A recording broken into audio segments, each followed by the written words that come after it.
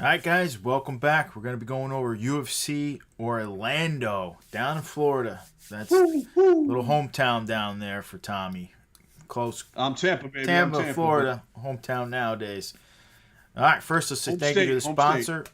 We're talking Tampa Bless. Affiliate link is in down below. Home team do good, tampabless.com.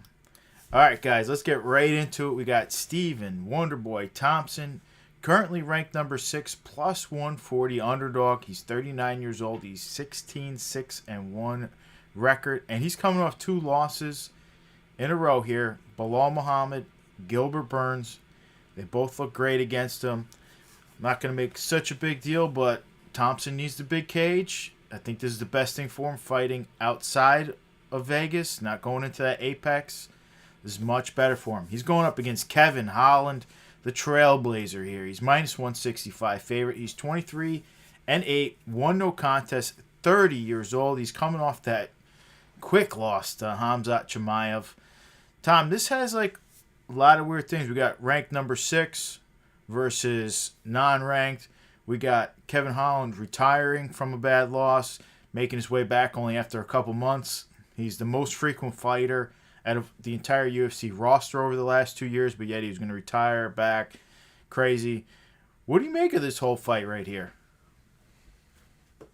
Man, I 100% agree with what you said about the apex, the size of the cage. This is really going to be the one where Stephen Thompson can exercise his game plan because that's just his style of fighting with that distance. He's always back in that karate style. And Kevin Holland, I think, would gladly enter in the same style because that guy can fight that way too, man. This could be very fun. I hope it doesn't turn into too much of a. I don't think Holland will allow it though, into too much of a strategy to where they're kind of circling too much. But I don't think Holland will allow it. I think it's going to have to get set off here. I don't see this going to the ground, but you never know. I mean, maybe Holland will think about doing that. He just got mauled by Kamzat, but Holland does have all right ground game. I mean, the fact that Stephen Thompson was not finished by Gilbert, and Gilbert had trouble keeping him down the whole time, even though pretty much he was trying to get him down the whole time. Stephen's just fighting the whole time to get up. It was kind of a boring fight. But Gilbert Burns is very high level. The fact that he couldn't put away Stephen speaks to Steven's skill just even on the ground. So he's no joke. He's well-rounded as well. He has only lost to solid fighters, Stephen Thompson, like you just said, even his last 2, Bilal and Gilbert Burns. He's only been finished once, and it was a KO by Pettis, a few That was years a great back. KO though. If you go back and watch, that was like the Superman punch right there. Awesome fight. And another thing to know on Holland's side is Holland has a 6-inch reach advantage, which could come into play as well. Now, Holland, he's been subbed numerous times, I think 3, but he's never been KO'd. So that's to keep in mind as well. I think the bigger cage, like I said, helps Wonderboy for sure. Should be a fun striking match, I hope, at least on paper. Almost feels like a must win for both fighters, but it feels even more like a must for Kevin Holland. Mm. But it feels like because Kevin's 30 years old and you have to just wonder like if he's going to recover mentally, get back here, or he's just going to kind of go off as like, yeah, he was good, but that's it. He's kind of done. Steven's 39. He's kind of taking a gamble here, fighting somebody off the rankings. But I think it's a fun fight. I think Steven kind of needs a win also. In my mind, it almost feels like whoever loses is going to retire. Yeah, You know what I mean? totally. But I'm hoping for a finish here. I'm going to go. I honestly could see really Steven winning a decision, but I'm not going to go with that. I'm going to go with Kevin round 2 by Round 2 strikes. by strikes. I mean, I hope so. That's the fight we want to see. Yeah. This fight is Yeah. really tough all around. Like you said, you got Holland fighting every other month. Sandy's retired versus Stephen Thompson fighting 2 times a year max. I think he has 1 time in his career he fought 3 times. He normally fights like once a year, basically. Very low level, not low level, very short amount of fights. He's just not in there. He's not very active versus the most active guy. The thing is, though, with that being said, also, has Wonderboy slowed down, or did the people speed up around him? Because he's got a lot of losses in his more recent history here. I know it's versus top guys, but you got Bilal dragging him to the ground, Burns dragging him to the ground, getting knocked out by Pettis. Even before that, he's got a couple losses to Tyrone where he could have got the title. It's rough. It's very rough for him. But I think fighting grapplers in a small cage is just not a smart move by Stephen Thompson. If he wants to fight a guy like Bilal, he's got to make sure he's fighting them outside of the apex, get in the larger cage, use his karate, use his elusiveness. And he hasn't been able to do that. But he's fighting a striker. He's fighting in a larger cage. He's also in a main event, so we get 5 rounds. I think those all favor Wonderboy here. I think he's super elusive, and I think exactly what you said you don't want to happen happens. I think we see Stephen Thompson outpoint Kevin Holland and win a pretty boring Stephen Thompson-like fight by decision. I know it's easier said than done, but I see exactly what we don't want to see happening, and what you just touched on. Because Thompson is so elusive. All the fighters talk about it. And it's a larger cage. And those guys, Bilal and Burns, can brag or whatever they want. But they had a hard time with Thompson. And if that was a larger cage, I don't know if either of them win. Let's just be real. That definitely slows a guy like him out. But I'm with you on that. I don't think Holland retires. I think this is more Stephen Thompson's fight needs to win more than Kevin Holland's. Holland's already a little bit battered and everything, but Thompson, he's 39. If you're losing to non-ranked guys, where do you go from here? So he needs this win, I think, more than Holland needs this win, where Holland was losing to 185-pounders. He's finally in the right weight division. He's very talented. He has knockout power. His jiu-jitsu is just fine. It's just his wrestling's not great, but we know he's been working on that. So I think this is more a learning curve fighting one of the most elusive guys. So Wonderboy by decision. Let me not ramble on too much more on that one. Right into the card market, though. Yeah, it's not looking great for either guy here. Thompson goes back to 2012. Very little sales. Holland just printed in 2021. You got to put a sell on both these guys, though. Reason Thompson was never able to get the belt. He had belt shots. They were some of the worst fights I've ever seen in the UFC. They looked like Rose versus Carla. Just horrible fights. I went to that fight live. Number 2, Woodley versus Thompson. It was the worst. It makes you not want to go see fights live almost. It was so bad. Don't let anyone talk you that was a good fight. That fight was horrible. I think there was one punch in the whole damn fight. Sucked. But big reason why you can't buy Thompson. Even though he's liked by people, he's the nicest guy.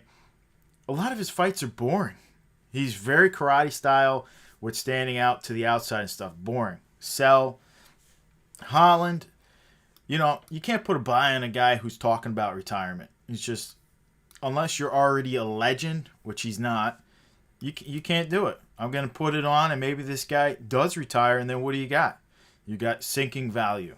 So sell on both those guys. All right, let's keep moving, chugging right along, though, because this fight, I got some recency bias in this fight. We got Matthews Nicolau, ranked number 6, minus 390 favorite. He's 29 years old. He's 18-2-1. 5-fight winning streak, beating David Dvorak, Tim Elliott, and Manel Kopp. He's going up against Matt Schnell, who's ranked number 7, plus 320 underdog. He's 32 years old. He's 16-6 with 1 no contest. And he's coming off maybe the fight of the year versus Sumer Durji. That fight was incredible. I think anyone who didn't like Schnell now is a fan of Schnell. And that's why I have such recency bias for that. But, Tom, I'll let you go first on this one. What do you see happening? Yeah, I totally agree with you. Like, Matt Schnell's confidence has to be, at an all-time high, pretty much coming off that win, because that was a crazy ups and downs, and he ended up coming out with the W there. Mateus 29, Schnell 32. Win or lose, Schnell's record tends to be heavy on the finish side. Either he's getting finished or he's finishing somebody else. He does have some decisions, but majority are finishes, win or lose. So he also has a 4-inch reach advantage, Schnell. I don't know if that'll come into play. I say every time with Schnell, look out for a wild first round. I'm leaning towards Nicolau round 1 sub or a decision. Huh? Or a decision. Right. I mean, I'm just going to say it again. Before Matt Schnell's last fight, I would have ruled him out of winning this fight completely. I would have just said, no way Schnell wins this. The guy's chinny. And the guy has been known to be chinny. Like you just said, his fights are be finished or finish him. It's one or the other because he is a little chinny. But last fight, my goodness, something changed with his chin in that one. He was eating shots, coming forward, looking like a zombie, looking incredible. Makes me want to take him, but I'm going to go with taking the emotions out. And I'm going to take Nicolau. He's a strong, talented up-and-comer. And here's the thing. I think he's going to do just enough to get a decision win here. If we look at Nicolau's record of the guys he's beating, all right, Dvorak, decision. Tim Elliott should have won that fight.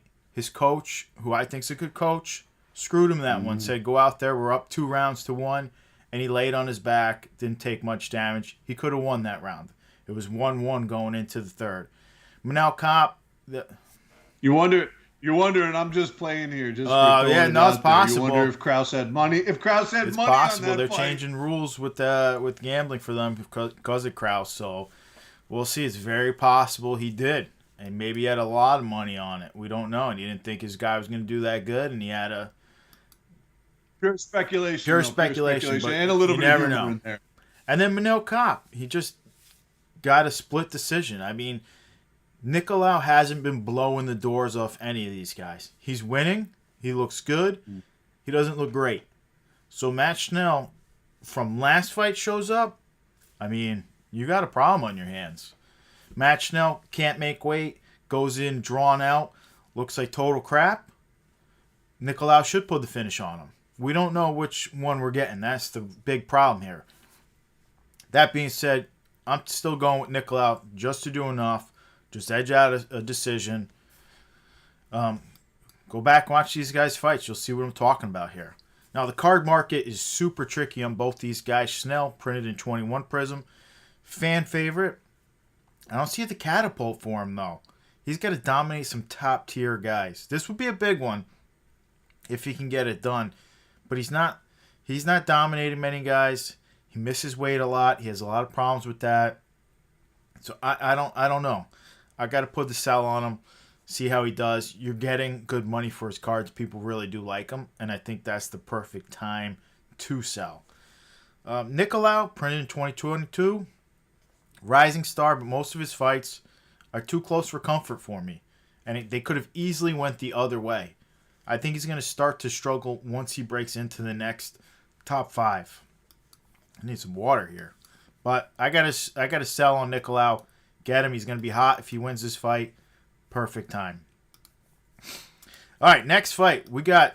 This is the people's fight here. No question about it. Heavyweights. Tai Tuivasa, ranked number 4, plus 185, underdog. 29 years old. He's 14-4, coming off the loss to Saragon. Before that, though, 5-fight winning streak, beating Derek Lewis, Augusto Sakai, some top-tier guys. He's going up against Sergey Pavlovich. This guy making a name for himself here. He's ranked number 5. He's minus 215 favorite. He's 30 years old. He's 16-1. And his solo loss in his career is to one of my favorite guys, Alistair Overeem. And before that, he beat Derek Lewis and Shamal in his last couple fights. And he's not just beating them. He's murdering them. He's finishing them flat out. That dude is built like a brick shithouse. The guy is all muscle. He walks in there. You're excited. You're excited when Tai walks in there. This fight has the makings of fireworks.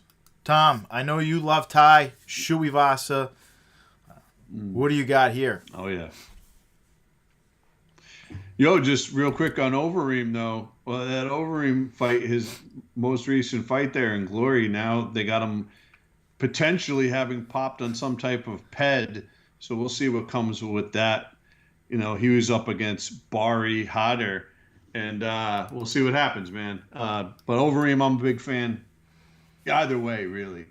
I never thought Overeem was completely PED free in his career. I There's mean, come on definitely a now. point in time where it wasn't. but No I always, question but I about always, that. uh, but I always liked him, man. So he's just a straight fighter. But back to this one, yo, this one, if I had to put down a bet, it would just be that there will be a finish, and it could be first round, it could be second, but I think it's going to be a finish here. One thing really worth noting is Sergi has a 9-inch reach advantage. I can't remember what advantage Cyril had, but I'm sure Cyril had an advantage as well. Just Ty's a little shorter. Even though he's not small by any means, it just feels like his reach is a little less than some of these guys. But 9 inches is considerable if Sergey decides to play a little bit of a distance with him. But it's hard to keep Ty at distance. Even Cyril couldn't do it, even with the teep kicks. He keeps kicking him in the gut over and over, and Ty just manages to come in and still land some. So I think it's going to end up coming to blows. And Ty 29, which is crazy. He's not even 30 years old. And Sergey Right. is only 30. These guys are right there. And at that weight, That's young. that's Yeah, young. that's young. That's young in the heavyweight division for both of them. But I gotta roll with Picture this. There's a shoe here. I'm dumping it in. We go with Shui Vasa, yo. Round one. KO. I mean, let's be real here. There's no wrong answer. You could pick either guy. You have an argument for either guy. This is not. Oh, this is a definite. This is no. This is you. Yeah, both men. They hang in the pocket and they bang. Which one sleeps the other one is the real question here. Now, I'm just going to say, I think Ty has a few advantages, though.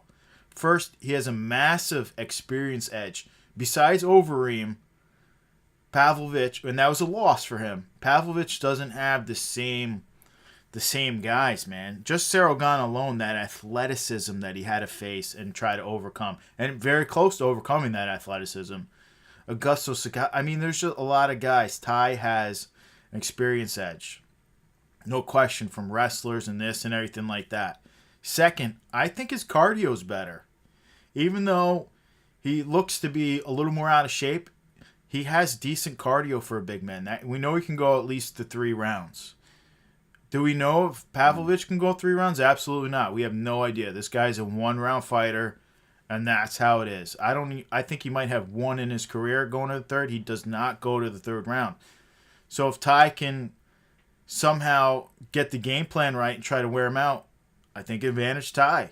I think if you sit back and avoid some of that fire, avoid some of the big shots, I think you can tire him out. The guy is all muscle. He's like a Francis out there. This guy is big. This guy's powerful. I think Ty can get an easy victory in the 3rd round if he can do that. Now, that being said, I don't think he does that. This is Tai Tuivasa. I'm picking Sergey to win, though. I think Ty's not going to sit back. Ooh, I like it. I think he's going to get caught. And simple as that, I'm taking the other side. 1st round KO for Pavlovich. Wrong answers on this one? No. No, because Ty can easily catch him, sleep him. I can see either way. I like the reach. I like that this guy marches. They both march forward, but this guy really just seems to march forward and go for the kill. Like, that is his move. Like, this guy's... We saw what he's about. Now, as far as the card market goes, both guys super young for the division. I think both guys are worth a speculation buy here. Ty is loved by the fans. He's getting better and better, actually. You're watching him make improvements. He's not sitting back. I'm sure he can make a few more improvements. Like, the guy really likes to party and all that stuff. But he is making improvements, and you could see the improvements every time out there. Sergey just got that raw power. He can finish anyone in the division. No question about it. Reason for the spec buy and not just an all-out buy is simple. Sarogan, John Jones potentially, Francis Ngannou, Curtis Blades Wrestling. There's a lot of guys to pass, even though Ty's ranked number 4. Those next ones, Stipe, don't forget Stipe's Stipe. probably going to retire before this guy will have a shot at him, though. I don't think Stipe's got a lot of fights left in him. Maybe 1 or 2. But there's just a lot of guys there that are not going to be easy to pass moving forward. And that's the only reason why I don't have a full-out buy on him. I'm going to put the speculation buy. Does he have a card? He does. 2020, he was printed, and I believe he was just printed again this year. So he does have some cards. Oh, nice. Plus, a guy like Sergey Spivak might be able to get this guy to the ground and just wear him down in the first round. That if he doesn't get caught, some of these guys will give him problems. We haven't seen what he does with the adversity of some of these other guys, especially the next 4 guys in line. All right, that being said, middleweights. Jack Hermanson, ranked number 8, minus 180. Favorite here. He's 23-7, and he's coming off beating the Action Man Chris Curtis. He's going up against Roman Dolidze, ranked number 8 on the UFC site. Very weird, but he's not actually in the rankings. So I don't know what they're doing with that one. He's a plus 155 underdog. He's 34 years old. He's 11-1. 3-fight winning streak beating Hawes and Dawkins. It's weird that they'd have him ranked on the fight night card, but they don't actually have him ranked on the site. It's very weird. Tom. Well, this is his third fight. Yeah, he's rolling here. How do you see this one playing out, though? This is a big step up in competition. I mean, if Roman wins, he could be looking at a top 5 fight next. And it could be he could be like 2 fights away from a title shot, really, depending on who his next fight would be if he gets the win. You know, both dudes have been looking great. Again, if Roman wins here, I'm going to stop picking against him because this dude is beasting people, man. Jack looks sharp against Curtis. You know, but, you know, I don't know, man. I'm up in the air, man. This is such a tough call. You guys are both 34 years old, but I'm leaning towards Jack by decision. I hope it's not a boring fight, though, you know, because Jack has to be careful here. This dude is very dangerous. So it could lead to a level of boredom, but it's really strategy because of the matchup. I'm leaning towards Jack by decision. I see it going the same way. I think we saw what Jack did versus Curtis, and Curtis was trying to curse him out, saying he's not fighting because he was losing, and he didn't want to give him the chance to knock him out. Right. And I could easily see Hermanson using the cardio and fights the same way to just go in, out, side movement. We see Roman loves the clinch. We see he's got real power in the clinch. But I feel like this is a huge jump up in competition. I think it's too much. I'm not sold on Roman. I don't want to say you get lucky in there, but Phil Hawes is known to be a little chinny.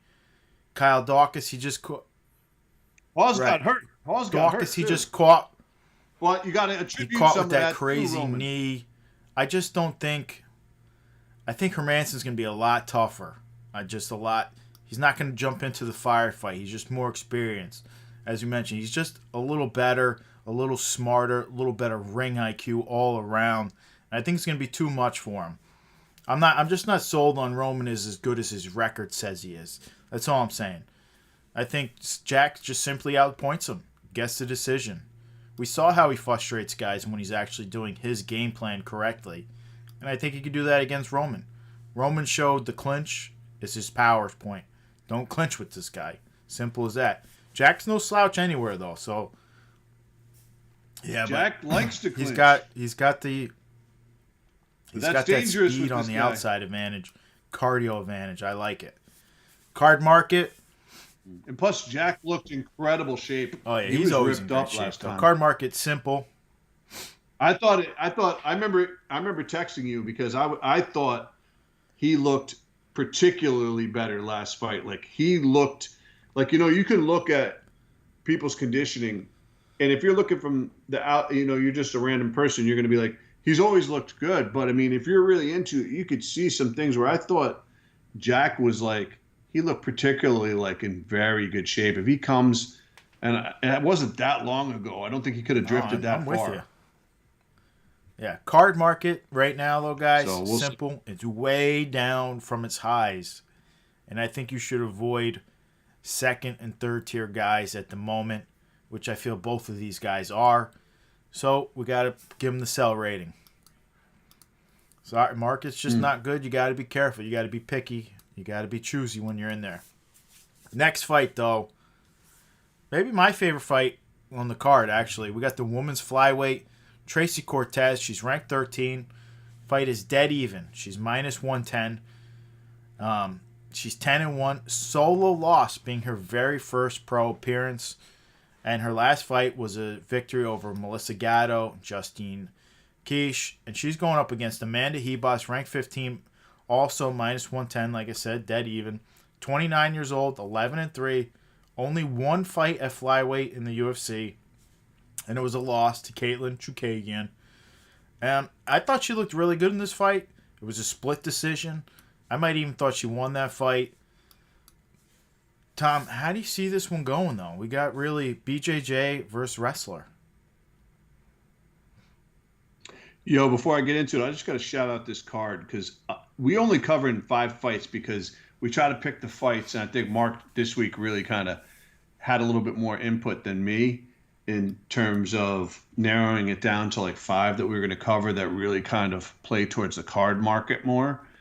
And that's why we're covering these 5. But I have so many fun fights on here, and there's so many like. Oh, I mean, RDA almost like legends on here, but he's fighting Barberena. That's the issue.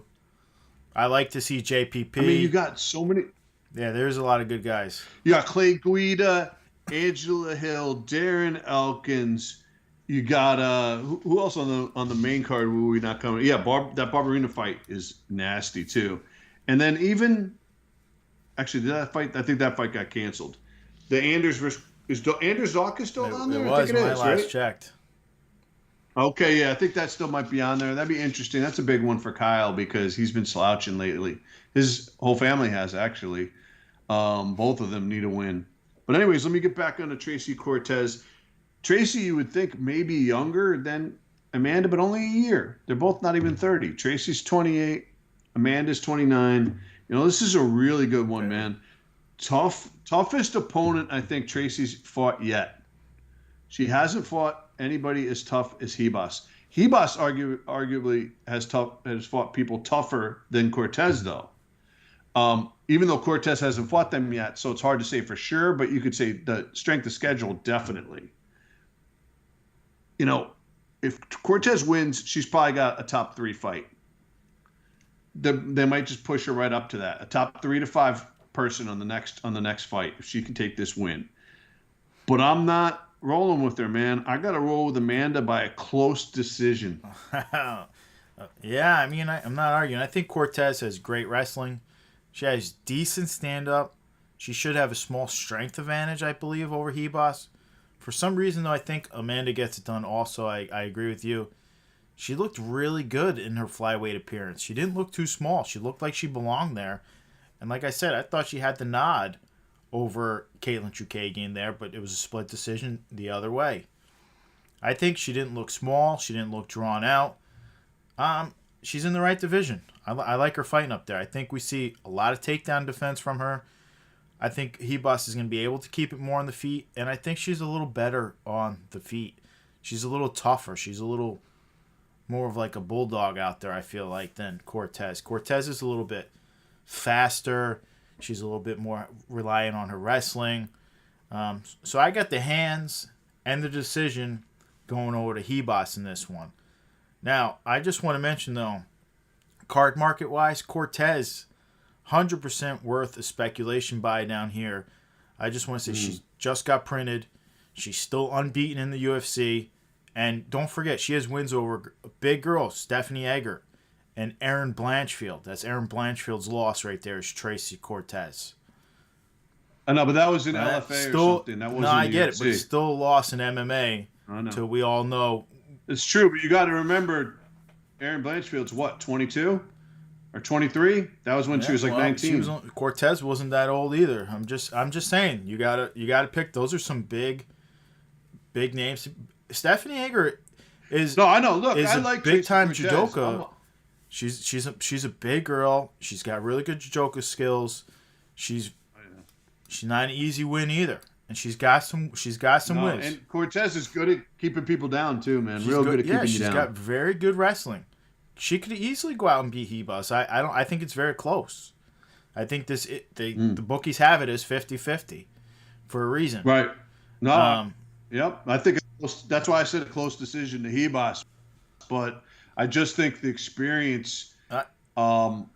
I was up there. You kind of want to jump on and you want to take your. I was trying to take my emotions out of it a little bit there, and I got Amanda because I think she's a little tougher on the feet.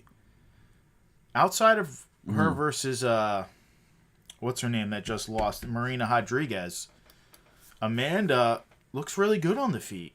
Most girls don't smoke her like that. She looks good. She's got victories over Mackenzie Dern. She's got victories over a lot of females. She's got crazy BJJ. She's tough. She's good. All around, I like her. But I'm just saying, Cortez could get this victory very easily here. Maybe even more impressively than me and you were thinking. And then she's flying right up the rankings. You never know. She might get Blanchfield again. I don't think there's going to be anything easy about it, but she could we get don't the know. victory. We just don't know. You never. I don't think it's going to be easy either, but she could get it. She could make it look easy. Yeah. And then they're going to bump her up. I mean, who knows how it goes. Mm-hmm. I mean, it's big. This is big for Hebus, too. I think that although Cortez isn't ranked quite as high as Hebus, Hebus still gains off this victory because Cortez has such momentum.